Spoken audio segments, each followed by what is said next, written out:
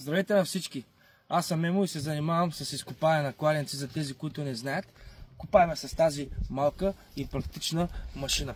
Тази машина може да влезе във всеки един двор, през всяка една врата. Не е нужно да се разкачат огради, да има големи портали и така нататък. Всичко по машината се разглобява и може да го монтираме почти навсякъде във всеки един двор. Копаеме с тази кофа на FI500. Дупката става FI500. Тръбата, която полагаме, е черна гофрирана на FI315.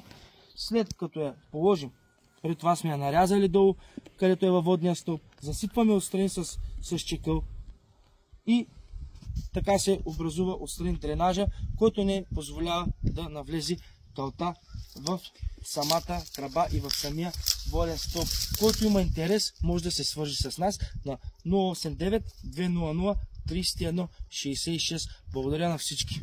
Лек ден!